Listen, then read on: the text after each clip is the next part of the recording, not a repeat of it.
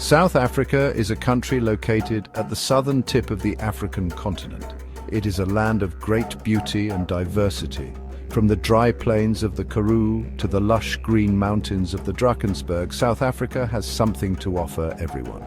South Africa is also home to a wide variety of people. Different groups have lived here for thousands of years. 11 languages are officially recognized, showing the richness of its cultures. This mix of nature and people makes South Africa a fascinating place. Its history is full of both joy and sadness, struggle and triumph. Thousands of years ago, long before European ships arrived, South Africa was already home to many people. These were the first humans in the region, and we now call them the San and the Khoi. The San were skilled hunters who used bows and arrows to catch their food. They lived in small groups and moved around a lot to find the best hunting grounds. The Khoi were pastoralists, which means they raised animals like sheep and cattle. They also moved around to find good grazing land for their animals.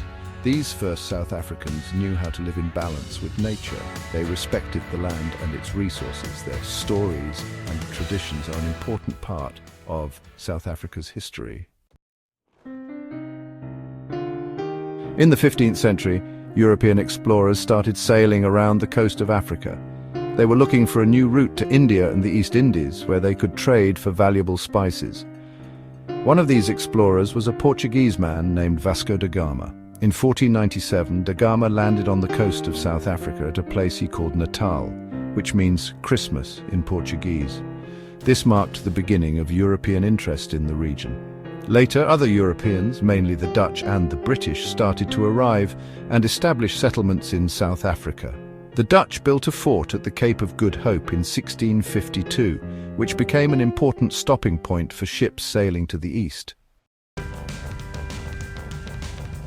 The arrival of Europeans changed the lives of the indigenous people forever. The Europeans took over more and more land for themselves, forcing the native Africans to move. Many were also forced to work for the Europeans on farms and in mines. This system, where one group of people controls another group and takes away their freedom, is called colonialism. Life under colonial rule was very hard for the indigenous people. They lost their land, their way of life, and their freedom. Many resisted the Europeans, but they were often met with violence. This period marked the beginning of a long struggle for freedom and equality in South Africa. In the late 19th century, diamonds and gold were discovered in South Africa. This brought great wealth to the Europeans, but led to even greater hardship for the indigenous people. The discovery of these resources led to a gold rush, as people from all over the world came to South Africa hoping to get rich.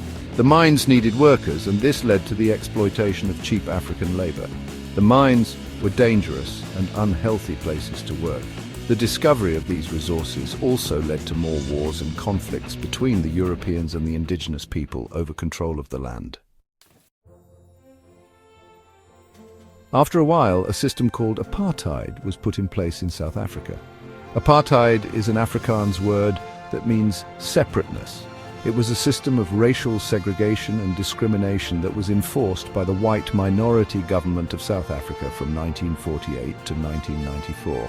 Under apartheid, people were classified into different racial groups, such as black, white, colored, and Indian. There were separate areas where each race was allowed to live, work, and even travel. Black people were treated as second-class citizens in their own country. They were denied basic human rights, such as the right to vote, own land, or even live in certain areas. Many people fought against the injustice of apartheid. One of the most famous was Nelson Mandela. Mandela was a young lawyer who joined the African National Congress, a political party that fought against apartheid. Mandela and others challenged the system through protests, strikes, and other forms of resistance. However, the government responded with violence and repression, imprisoning many activists, including Mandela himself. Mandela spent 27 years in prison for his beliefs. He became a powerful symbol of the struggle against apartheid. People all over the world called for his release and for an end to apartheid in South Africa. After decades of struggle, apartheid finally came to an end in 1994. Nelson Mandela, who had been released from prison in 1990, played a key role in this transition. South Africa held its first multiracial elections in 1994, and Nelson Mandela became the country's first black president. This marked a new era for South Africa, an era of democracy and equality. The transition to a democratic South Africa was not without its challenges. There were still deep divisions in society, and many people struggled to forgive the wrongs of the past.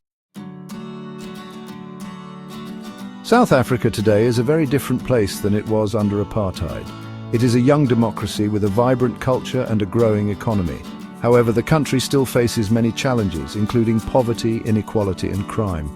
The legacy of apartheid continues to cast a long shadow over South Africa. It will take time to heal the wounds of the past and build a truly just and equitable society.